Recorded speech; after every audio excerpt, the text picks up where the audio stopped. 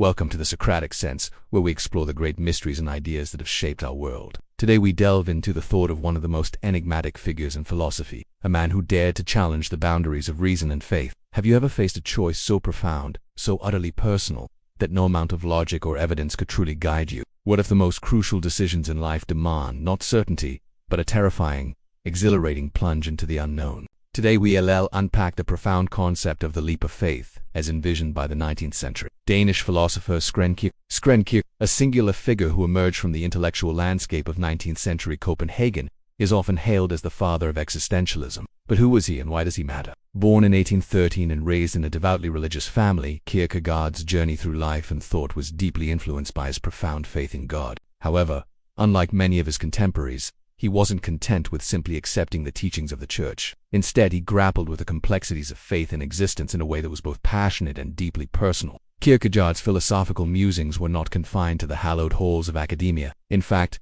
he deliberately chose to remain outside the traditional academic world, preferring to publish his works under pseudonyms to maintain a sense of mystery and intrigue. His most notable works include Fear and Trembling, Either or, and Sickness unto Death.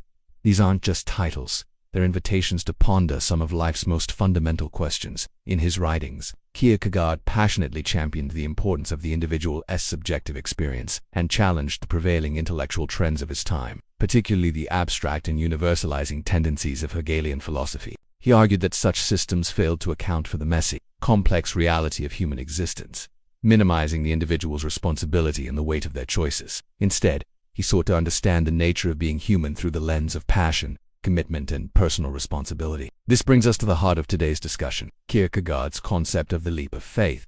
But before we dive into the leap itself, it's essential to understand the broader context in which he developed this idea. Kierkegaard believed that human existence unfolds through a series of choices, and these choices are not merely intellectual exercises. They are passionate, heartfelt commitments that define who we are and what we become. He proposed a framework of three interconnected spheres or stages of existence, through which individuals might move. Importantly, these stages are not a linear progression. Rather, they are choices one can make at any point in life. The first is the aesthetic stage. Here, the focus is on immediate pleasure, excitement, and the avoidance of commitment and boredom. The individual is absorbed in the here and now, seeking novel experiences and sensory delights, perhaps finding solace in art, beauty, or sensual pleasure. But this way of existing, while initially enticing, ultimately leads to despair, emptiness, and yes, boredom. The aesthetic man, the one who's stuck in this stage, is always chasing the next high, never allowing themselves to settle down or delve deeper into anything. The second stage is the ethical stage.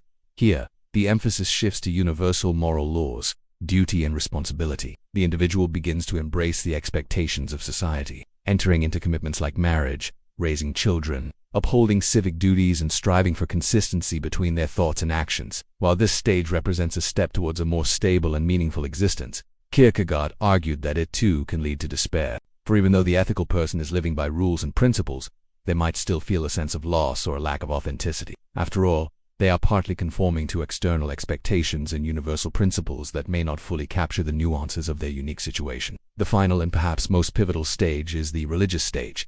This is where the leap of faith occurs. The defining feature of this stage is a passionate, deeply personal, and often paradoxical relationship with God, or with the ultimate concern for the individual. It's a radical leap of commitment that goes beyond the confines of universal ethics. Kierkegaard illustrated this concept with the story of Abraham's willingness to sacrifice his son. Isaac. Abram was commanded by God to do something that went against everything his ethical understanding of the world dictated. Yet he obeyed, showcasing a teleological suspension of the ethical. This doesn't mean abandoning morality, but it does suggest that there are moments when a higher calling, a more profound sense of purpose, can justify actions that might otherwise seem unethical. It is a deeply personal and often solitary act of commitment in the face of uncertainty and potential absurdity. So what is the leap of faith?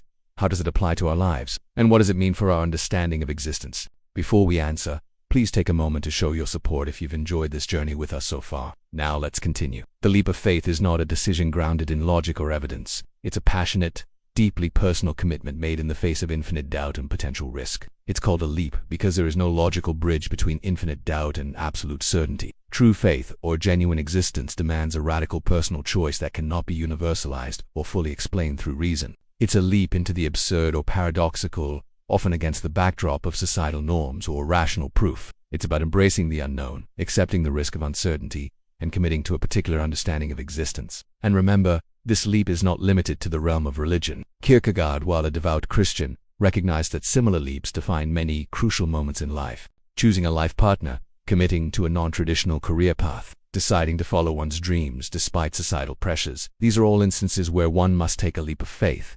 By doing so, we acknowledge that ultimate meaning or truth is not handed to us on a platter. We must actively, passionately pursue it and commit to it even in the absence of complete assurance. But this radical freedom comes with its share of challenges. Kierkegaard believed that taking the leap would inevitably lead to anguish and the constant possibility of despair. This isn't because our choices are wrong, but because they are so profoundly our own. In freely choosing our path, we also have the freedom to fail, to regret, to question, and this can be terrifying. So, as we wrap up our exploration of Kierkegaard's thought today, ask yourself, what leaps of faith have you taken in your life? Or what leap do you feel called to make? Do you find comfort or terror in such radical freedom? And how can we navigate this freedom responsibly without succumbing to the allure of despair? If you found this exploration of individual freedom and subjective truth thought-provoking, don't forget to show your support. We'd love to hear your thoughts in the comments. And if you're as fascinated by philosophy as we are, consider subscribing to The Socratic Sense for more profound philosophical discussions that bring these big ideas to life. Together, let's keep asking questions, keep seeking answers, and keep embracing the leap of faith in all its exhilarating and terrifying glory. Thank you for joining us on this episode of The Socratic Sense. If you enjoyed this video, please show your support and subscribe for more thought-provoking content. Until next time, stay curious.